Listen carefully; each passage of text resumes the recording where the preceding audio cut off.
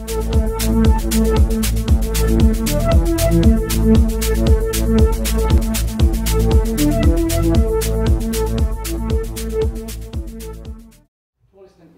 economic and financial policy dominated by the need to save the euro at all costs?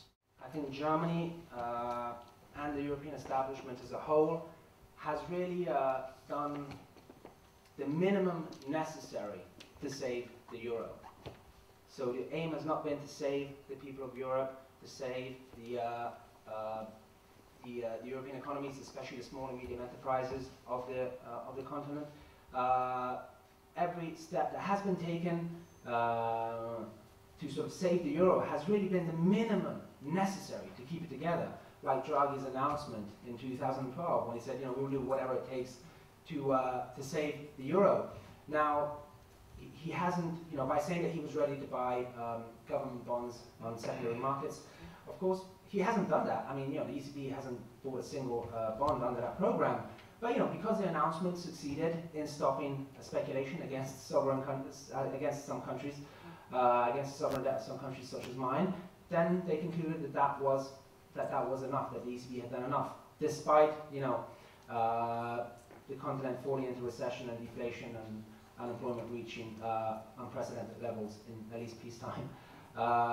So I think yes, and that is because Germany has been the country that has benefited. Well, it is one of the countries that has benefited the most from the euro. I think Germany needs to understand that very well. I think even though there is a party now, that is asking for Germany to leave the euro, which is gaining some support in the country, but this is absurd. I mean, of course, another point that I didn't mention is that the reason that Germany was able to sustain these surpluses was precisely because being in a currency union means that you don't see your currency appreciate as a result of your exports, of developing very, very large surpluses, which is what happens when you have your own currency. I mean, the German problem with the Eurozone is that you have some currencies, such as Germany's, which are incredibly undervalued. I mean, if Germany left the euro and took on the Deutschmark tomorrow, the currency of the Deutschmark would go, through the roof. It would be way, way higher than what Germany is trading with now with the euro, while at the same time the euro being too high or overvalued for other countries. So of course this is another of the reasons why we are in the situation that we are in. But yes, Germany has benefited greatly from the euro, and I think has every intention of keeping it. So I can ask you one thing: the German model, how much, if any, do you put it down to? Far more so, it would seem, in Germany than other countries, this huge fear of hyperinflation, which I think was a feature in the 30s in Germany, and as a result of that, would you put any of it down to that rather than pursuing what someone might say is a quasi-neoliberal model? Well, I think both. I think there is clearly, fear of hyperinflation is very deep-rooted in the German psyche. This is clear. I think it's a misreading of history in some ways, because what happened really in the 1930s. A lot of historians would agree that it wasn't a hyperinflation of the 1920s that sort of brought Hitler to power, which is what a lot of Germans believe, but it was rather the deflation of the 1930s that followed the hyperinflation of the 1920s and the mass unemployment that this caused. So I find it surprising that Germany fears hyperinflation so much, but doesn't realize the dangers of deflation, which is really what happened to Germany in the early 1930s. The economy went into deflation, mass unemployment, reached ridiculous levels, and that is one of the main reasons why the Nazi Party was able to come to power. So I think that it is really a misreading of history, a misunderstanding of economics. I think, Wolfgang Munschau again wrote in the Financial Times a few days ago that German economists have a serious problem.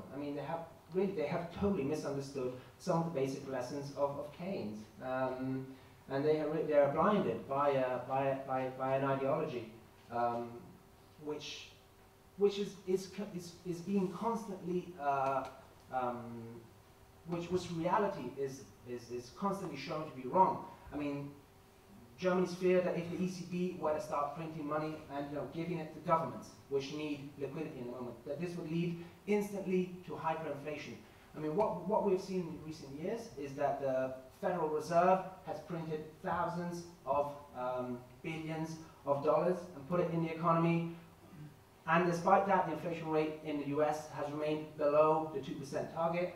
What we see is that the Japanese central bank has also put huge amounts of liquidity into the economy and has bought a huge amount of government bonds. Without this creating hyperinflation, also in Germany, inflation remains below target and has actually slipped back into recession in the last quarter. So I think what we're seeing is that these theories are being disproven constantly. But yes, as Munchau wrote, the Germans are not going to change their mind. I mean, these ideas are so deeply ingrained into their psyche that it will. If we wait for Germany to change their mind, I mean, Germans to change their mind, that is not going to happen. It's up to other countries, the ones that are really suffering from these policies, to stand up for Germany. And the question is, why are they not doing that? I think that's the most interesting question that we should be asking ourselves. What you see as a counter-hegemonic project that will resist the German juggernaut. What sort of roadmap are you conceiving to challenge this hegemony? We are seeing, I think the political landscape is slowly changing in Europe. I mean, we have seen the rise of progressive parties in Greece, recently in Spain as well. I think this could lead to an alliance of two or more periphery countries in demanding change, radical change at the European level. I mean, I think change will only come at the national level, in the sense that if we expect change to come from Brussels or Frankfurt, that is not going to happen. European elections are important, and of course, we should aim to have a more progressive European Parliament, but that is not where change is going to happen. Change is only going to come when one or more countries decide that the current rules are unsustainable, they are wrong, and either they change or these countries will be ready to violate them on their own terms. It's of course it's a difficult strategy, it's a dangerous strategy. I think for the strategy to work, the countries in question should sort of be ready to exit the euro. I mean, I think that is a strong blackmailing card that countries have, precisely because countries like Germany are interested in the euro surviving. For if a coalition of countries goes to Germany and says, look, either you accept you compromise with us and you accept some changes that are necessary for the eurozone to survive, or we will be forced to leave the euro, potentially leading to a conflagration of the entire eurozone. I think that threat is necessary because otherwise they don't have much bargaining power. The real bargaining power that countries like Spain, even a small country like Greece has, is the threat. I mean, it has in its power, potentially, the power to bring about the destruction of the eurozone. I think that is a power that these countries should use, and of course I don't think that should be a strategic aim for countries like Italy, Greece, and Spain to leave the eurozone. I think it could be potentially very, very damaging to these economies, but I think they have to be ready to do that if change does not come at the European level. That is my opinion.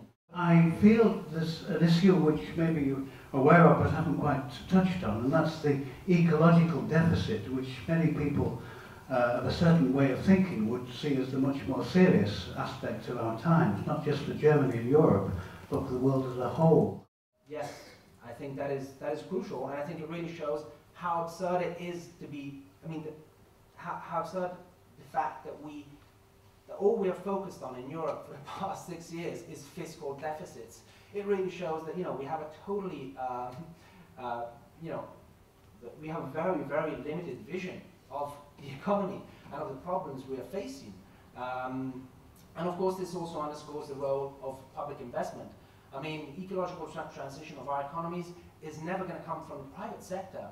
I mean, the private sector, we can try to incentivize the private sector to invest in some areas of the economy and so on. The private sector will always pursue short-term profit, and these are long-term changes that, you know, imply risk and may not, you know, give you, bring your money back. So, you know, I think the socio-ecological transformation of our economies will necessarily require massive amounts of public investment, because the state is the only role that can, I think, take on such a role. I mean, I think we are still fixated on it. I mean, I think it's absurd that we are still reading from a crisis that was caused by the financial system, was caused by the banks, but we are still relying on the banks to get us out of the problems that they have created. I mean, the whole debate over quantitative easing in Europe, I find it really surreal. I mean, after the ECB has given trillions of euros to the banks without this boosting, in most countries, lending or boosting demand or contributing to the recovery in any way, the debate now is, you know, should the ECB give more money to the banks or not? This is crazy. We are relying on the banks to channel the money where it is needed, to channel it to the sectors that really need it, to contribute to, you know, the ecological transformation of society that we need. That is crazy.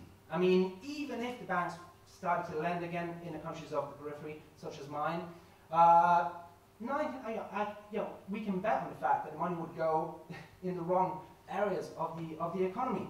So I think, yes, you know, we have to put the role of the state, or in the European case of the supra-state, you know, of the European government, if we can call it such. This, you know, these institutions have to play a crucial role in the transformation and recovery of our economies. Absolutely.